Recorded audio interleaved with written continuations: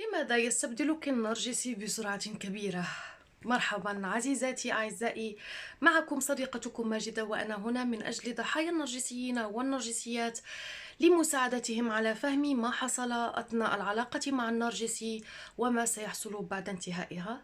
كما أنوه للذكور المحترمين الذين يتابعون قناتي بتغيير ضمير هو لضمير هي، لأن كل ما أقوله ينطبق دوما على النرجسيين والنرجسيات.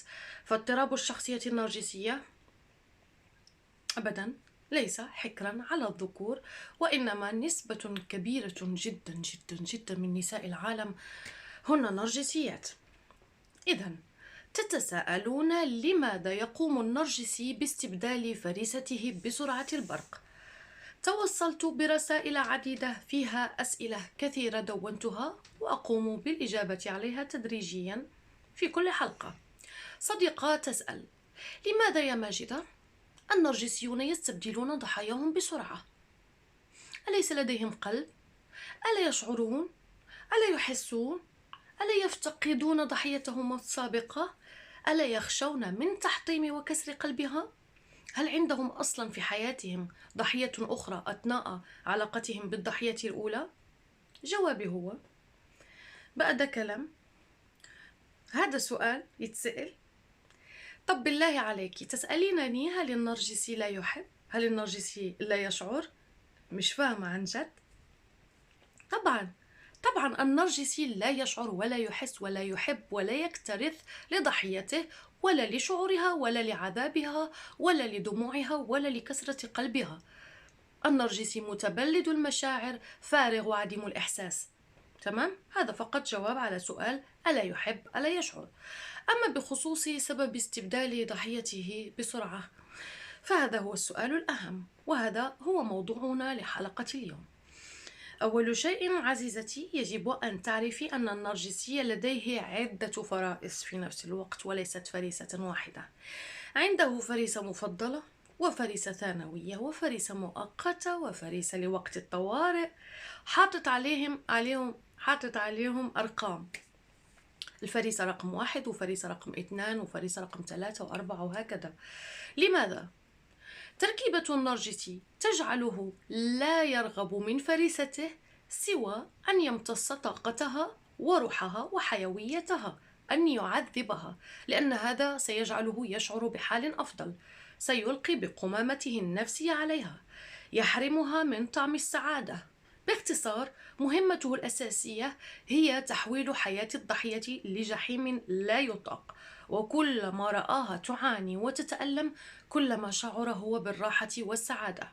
إذن فالعلاقة بين النرجسي وفريسته ليست علاقة طبيعية أبدا، لا تشبه أي علاقة ثنائية طبيعية بالمرة، فهي ليست قائمة لا على الاحترام ولا على المودة ولا على الحب ولا على الحنان، ولا يوجد في قلب النرجسي لضحيته سوى مشاعر الكره، الغل والاحتقار، والأهم هو رغبته في فرض سيطرته المطلقة على فريسته، تحديدا فريسته الرئيسية، فريسة رقم 1.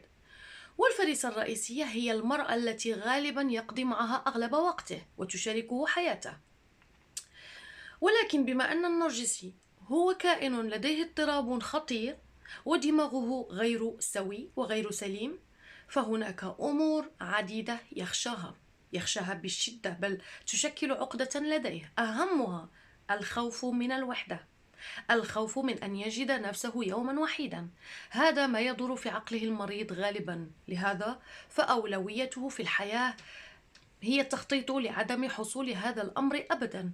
يستحيل أن يتقبل النرجسي أن يجد نفسه بدون فريسة، ولهذا جميع النرجسيين لا يتوقفون عن مطاردة وصيد المزيد والمزيد من الفرائس، تماما مثل الحيوان المفترس المتعطش للمزيد والمزيد من الدماء.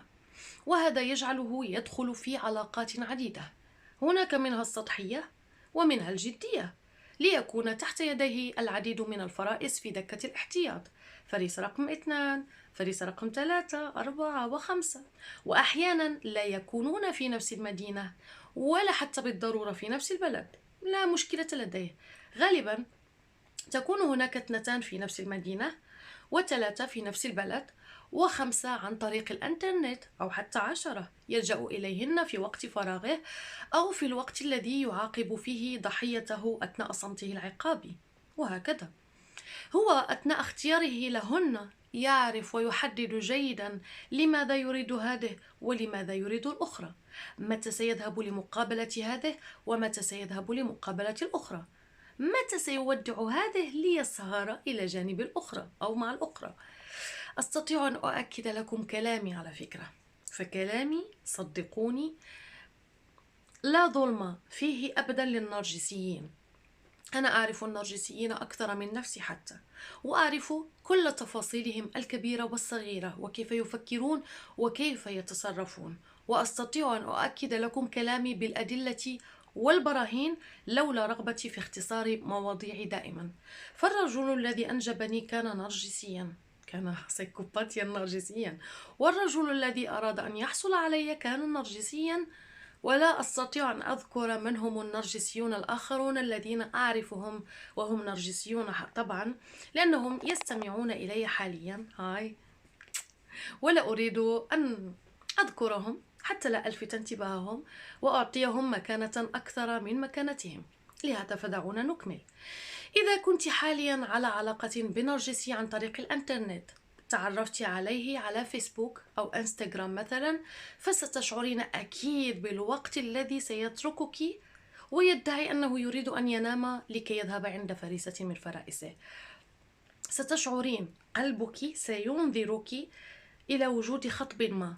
حدس المرأة وشعورها لا يخيب أبدا، وهي دوما محقة فيما تشك به. طريقته ستكون مريبة عادة عندما يرغب في تركك فجأة، وستكون عكس المعتاد، بحيث إذا كان عادة يسهر معك حتى الصباح، فهو سيبدأ في التمثيل بأنه لا يستطيع مقاومة النوم، وسيبدأ فعلا في الشعور بالنعاس وإغلاق عينيه أثناء حديثه معك، مما سيجعلك توافقين على تركه ينام بهدوء في أمان الله. يا حيام مسكين، تعب كتير في الشغل، الله يكون في عونه. لكن مهلا، هل تعلمين أن ذلك الحدس الذي جعلك لا تنامين ولا تشعرين بالراحة والاطمئنان، ذلك الحدس والإحساس المزعج بأن هذا النرجسي اللعين يكذب، أنا أشعر بأنه يكذب وأنه لا ينوي النوم، ذلك الصوت الذي يقول لك لا تنامي الآن، هذا تماما هو ما سيكشف لك حقيقة النرجسي، لأنك ستدخلين للتأكد من أنه نائم، لكن الصدمة ستكون مهولة. النرجسي باشا غير نائم، هو أونلاين، هو بصدد تطيب الخواطر لفريسة رقم 3 أو رقم 4، أو في صدد أداء عرض مسرحي جديد وتقمص دور جديد في مرحلة قصف عاطفي لفريسة جديدة، وهذه هي حقيقته وهذه هي حياته، ولا يستطيع إلا أن يكون هكذا، ولا رغبة لديه في عيش حياة مطمئنة سوية هادئة. ذلك انتحار بالنسبة له، مش معقول. وجود عدة ضحايا في نفس الوقت في حياة النرجسي هو ضمان، جارانتي، ضمان بوجود شخص دوما إلى جانبه، ضمان له بأنه لن يكون أبدا وحيدا، لن يجد نفسه أبدا لوحده.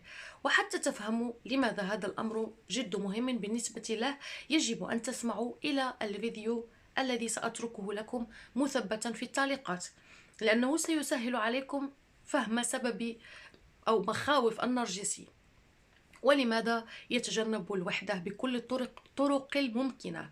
وعموما، ولأختصر عليكم، ضمان وجود أحد دوما إلى جانبه هو ضمان أنه سيستطيع دوما امتصاص طاقة شخص ما والسيطرة عليه والتلاعب به. هذا هو أهم شيء في حياة النرجسي، وجود الفرائس التي يمتص روحها ويخدعها ويتلاعب بها ويكذب عليها ويتحكم بها ليستطيع في النهاية تدميرها. وهذا يعني أن النرجسي فعلا لديه دوما فرائس عديدة وضحايا في قائمة الانتظار، وهذا سيأخذنا إلى تحليل كيف تحدث الأمور في عقل النرجسي.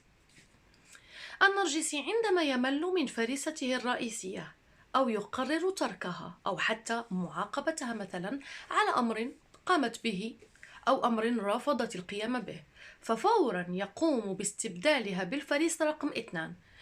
أنت تعتقدين أنه غاضب منك ويعاقبك بالصمت العقابي؟ لا، ليس هذا فقط، هو مشغول مع أخرى في الوقت الذي أنت تنتظرين أن يهاتفك أو يعود إليك، وفي نفس الوقت هو يقوم بجس نبضك في تلك الفترة.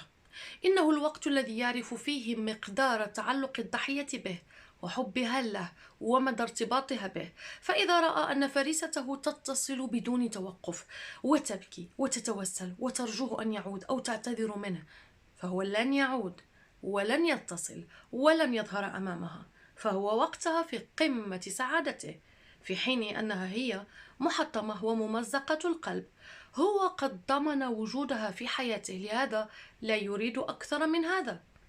لقد ضمن تلك الفريسة واطمأن بأنه تركها كئيبة محطمة حزينة ومنهارة، وهذا ما كان يريده منذ البداية. أما إذا أرسلت له رسالة واحدة فقط تسأله فيها مثلا إن كان سيعود، أو تسأله أين هو، ووجدت أنه لا يجيب، فلم تكلف نفسها عناء مطاردته والسؤال عنه وملاحقته، فحاله سيكون سيئا جدا حتى وإن كان مع امرأة غيرها، لأنه سيبقى مذهولا ومصدوما من ردة فعلها وتجاهلها إياه، وهذا شيء صعب عليه تحمله. اكتشاف أن الضحية لم تدمنه بعد، لم تتعلق به كفاية، تتجاهله ولا تعطيه أي اهتمام، ليست قلقة عليه إطلاقا. الأمر عادي، إن بقيت فأهلا وسهلا، وإن ذهبت 60 داهية والقلب داعي لك، الباب يفوت جمل. هذا سيجعله يقرر أن انفصاله عنها لن يدوم طويلا، وأنه عائد لها لا محالة، وأنه سينتظر الفرصة المناسبة للعودة إليها، لأن المهمة لم تنجح ولا زال هناك عمل ينتظره معها. هو لا يحب أبدا ترك أي فريسة على خير وبخير، لا يوافق ولا يقبل أن يترك فريسته ما دامت قوية ومنطلقة ومحبة لنفسها وللحياة ومستغنية عن وجوده.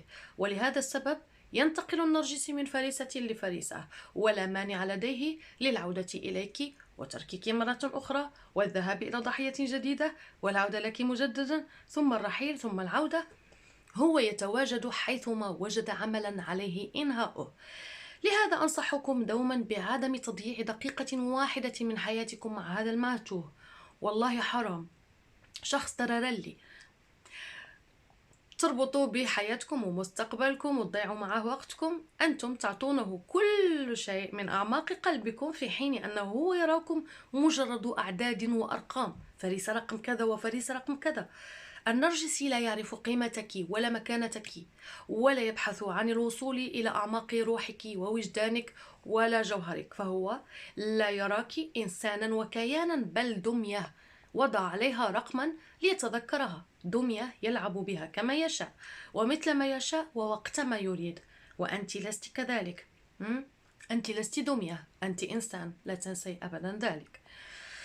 كنت معكم أنا صديقتكم ماجدة، دمتم في رعاية الله تحفظكم وترعاكم، وإلى اللقاء.